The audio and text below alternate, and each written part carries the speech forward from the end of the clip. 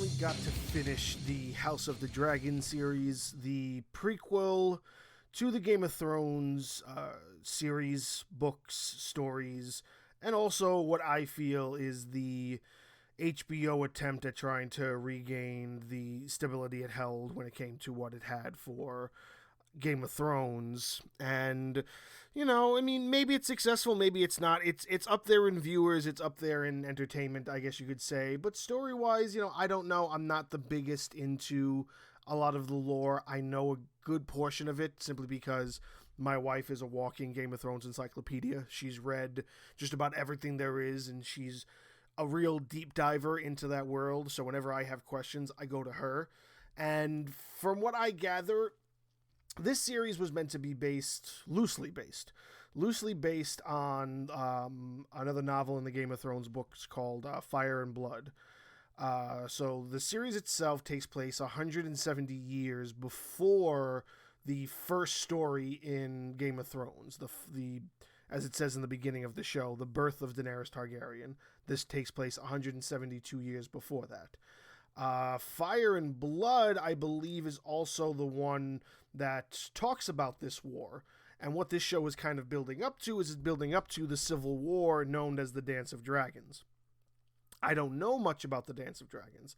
I do know that the Dance of Dragons is one of the many wars that does happen in Game of Thrones, minus what we know as being the War of Westeros, or the War for Westeros, I should say, that Daenerys Targaryen plays in the Game of Thrones series and sort of how it ends. And then, right before, the Game of Thrones kinds of teases it that right before what we know at the beginning of season 1, where you meet the Starks and you meet the Lannisters, all of that, I believe it's Robert's Rebellion. But there's another one that a lot of people thought that this would be based on, which is the Blackfyre Rebellion.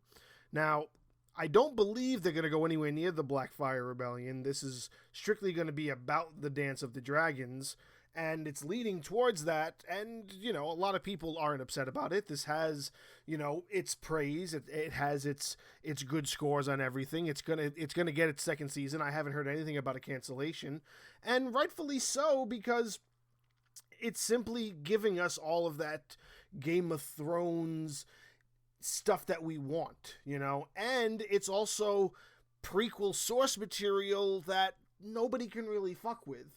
And I think that's where you have this separation between House of the Dragon and A Song of Ice and Fire, which is basically what the Game of Thrones series is. That's the entirety of the storyline, is called A Song of Ice and Fire, and that storyline isn't finished yet. And I was talking to a coworker about this the other day, and it's still so crazy to me that it's not finished yet. It is still so crazy to me that here we are 3 years after the show has finally ended, and the last 2 books are still forthcoming. It's been 11 years since A Dance with Dragons was released, and The Winds of Winter is nowhere to be seen, and A Dream of Spring is still just out in the open. It's out in nothing land, and nobody knows what's going to happen with it. So, we got what we got for seasons 7 and 8.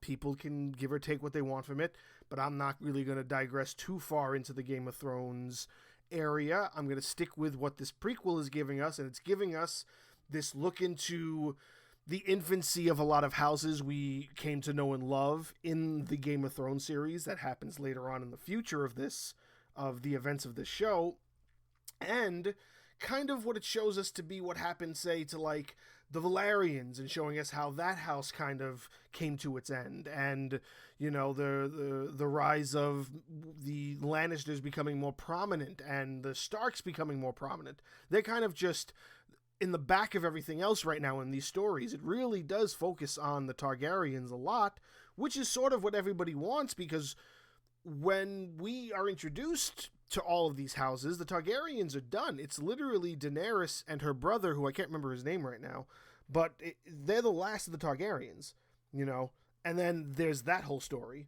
So now, what this prequel also does is it sets a precursor for the idea of A Song of Ice and Fire being this prophecy that hasn't been told yet. And these are the first moments where it's being told, where the Targaryens are the ones that are kind of having these dreams and having these notions of a Song of Ice and Fire coming true and being something to be fearful of. I'm a big believer, and I haven't seen much about it, but I'm a big believer that I feel that Daemon Targaryen has to have something to do with the Night King. I don't know why, it's just a feeling. And it's a feeling that I just have in my gut that I don't know if we're ever going to get an answer about, and I could be wrong, and it could not make sense. Again, I'm not the most keen on a lot of the Game of Thrones lore. It's just this feeling I get. I just feel that when you watch him in this show, you see this sort of resentment and this rage and this anger in him as a character. And Matt Smith plays him perfectly, too. So you see that, and you just see that maybe somewhere along the lines in the second season, I'm betting that he's going to die, and his spirit's not going to rest, and he's going to wind up floating into the area beyond the wall where he's going to come back as the Night King in some way, shape, or form. I could be wrong. What I also have to point out is that even though the first episode of House of the Dragon takes place 172 years after the fact, this show does so many time jumps. I think you have episode 1, 2, and 3, which take place at the same time. Then I believe episode 4 does a 6-year time jump. And then you do episode 4 and 5. And then I believe episode 6 does like a 10-year time jump. By the time you get to the end, it's gone over about a 25 to 30-year time frame in the time jump that it's doing, where it jumps from the main character being Viserys going from being the main king, or the fifth king, I should say, of the Seven Kingdoms, and his brother, Daemon, and then his only child at the time, which is Rhaenyra Targaryen, and the death of his wife, which is all happening in that first episode. That's all 172 years.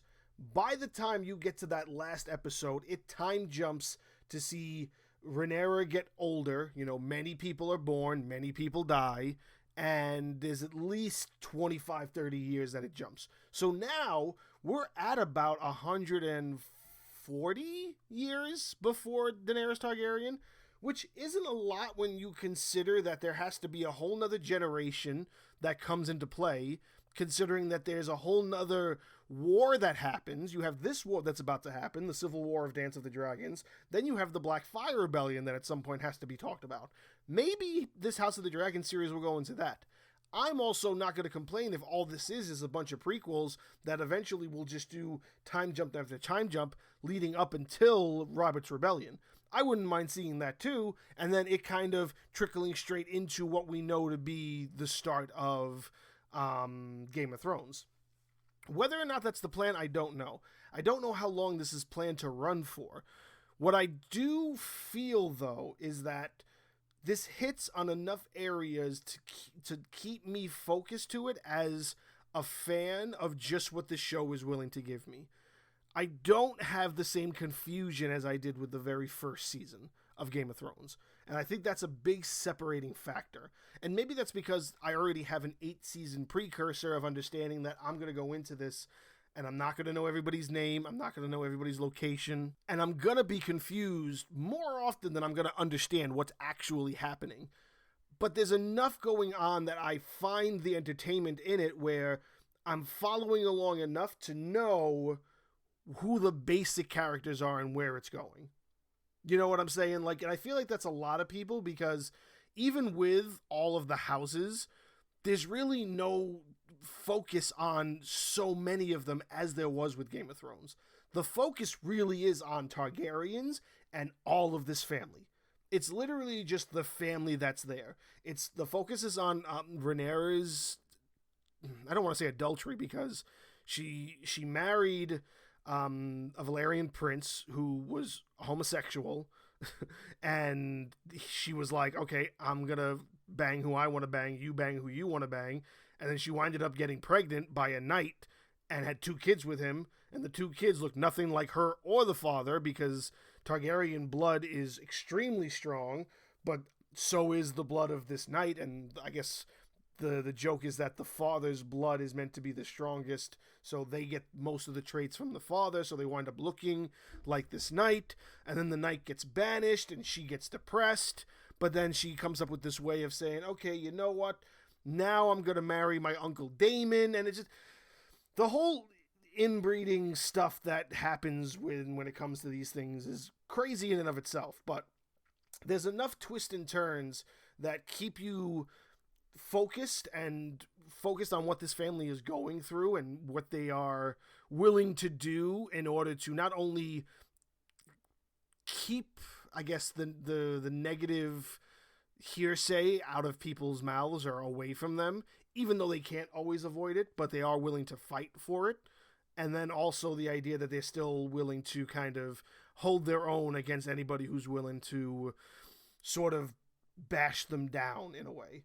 Now, the Civil War in and of itself does necessarily involve Targaryens, but it's not really set by Targaryens, which I also like, because when you look at Viserys and you watch Viserys through the entire show, you actually see a man who really loves being king. He loves peace. He loves the fact that he wants to be this peaceful man who just wants his family to love each other, and he wants his kingdom to thrive, and he doesn't want to lay the hammer down unless he absolutely has to. And when he does, he does. But when he doesn't have to, he hates being told by other people when he should, when he feels in his heart of hearts that he shouldn't.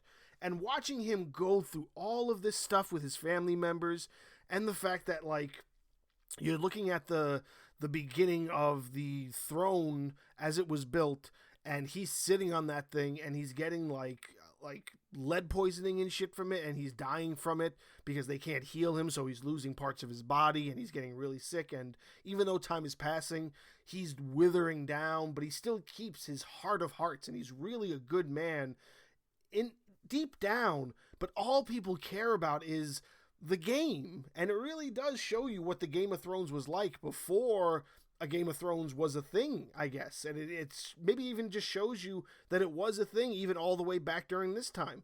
Viserys is meant to be the 5th king of the 7 kingdoms. And I know there's a war that happens before him. I want to say, if I read it correctly, it was the War of the 5 Kings. I don't know what that really entails. I don't know if that's covered in Fire and Blood or not. But I know that as he was king, this is where it really gets into the nitty-gritty of, I guess, where people, like, really care, especially when it comes to Targaryens. And Targaryens are the ones that I'm guessing are the first family to disappear, in a way. You know, this is like, and I don't even think they really fully disappear, but I think there's this other family that is the queen that he marries after his wife dies trying to give childbirth, which is a member of House Hightower, who is really trying to kind of keep the throne while also being this joint house of Targaryen and Hightower, but not wanting it to just be Targaryens anymore and wanting to keep it in the Hightower, like, family bloodline more so than anything else. So they don't necessarily care about the other Targaryens, and they're willing to do whatever it takes in a way. It really is an entertaining way of viewing what would be a precursor to the craziness, the absolute madness that is what the Game of Thrones series is, all the way leading up even to the ending. It really does show that. And I do hope this does eventually lead to the Mad King. If this isn't the case, if it's not meant to even show the Blackfyre Rebellion or Robert's Rebellion, if it just gets up to the Mad King so we could see what it was that was in Daenerys' bloodline that caused Daenerys to do what she did at the end of season 8, maybe that could be this kind of this reckoning, this redemption for season 8, and give it more back so we can maybe look at that and view it with a little bit more appreciation. But I also know that that's very difficult to do because there are so many storylines that even this prequel is setting up for that show that Game of Thrones never saw through. So I don't even know why they are teasing the idea of a Song of Ice and Fire and a prince that was promised and all of this stuff that they're really teasing and really trying to talk about when they're setting up these prophecies, but then the show it's leading up to didn't fulfill all those prophecies. So it's upsetting, and it's also crazy to think that George R.R. Martin still has a lot of the creative control over this, and even when he had it in the Game of Thrones show, it isn't matching up. I don't know if the plan is to then redo Game of Thrones, which would be extremely weird, but I guess by the time you go through that entire prequel process all the way up to Robert's Rebellion, maybe you'll get 5 seasons into House of the Dragon, and then it'll make sense and you can get a whole new crew of actors. 5 seasons, what are you talking about? 8 years from now? And then by that time, the first run of Game of Thrones would have been 3 years from now, 11 years old from the time it ended, and then 20 years old from its first episode aired. So maybe not. I doubt even George, knock on wood, I doubt even George R.R. Martin will be alive that much longer because he has a tremendous amount of health problems and he still has to write. I mean, I don't know how far along the second book is, but he still has to release 2 books to finish the first set of stories. This is all stuff that's already out there, so just give us those 2 books and hopefully give us another season of this war that's hopefully entertaining, and hopefully it's 10 episodes of just the war. I would appreciate that because that's what I was promised for season 8. I was promised 8 hour-and-a-half long episodes of everything that would just feel like a war, and I got none of that. So hopefully, with how it ended, I'm going to get nothing but 10 episodes of straight dragon fighting war when the second season rolls around, whenever that is. Because the other factor you have to take in consideration is that this was in sort of a development limbo because there was rumors about it having been in the works since before Game of Thrones had even ended, and nothing was even set in stone yet. And then the pandemic hit and all that, so that kind of put a damper on certain things. But they got it out, and there should be plans for another one. I don't believe I've heard anything about them canceling it. Again, it just kind of finished a couple of weeks ago. So fingers crossed we get more, and fingers crossed they kind of stick to source material and they give us what they gave us for this season.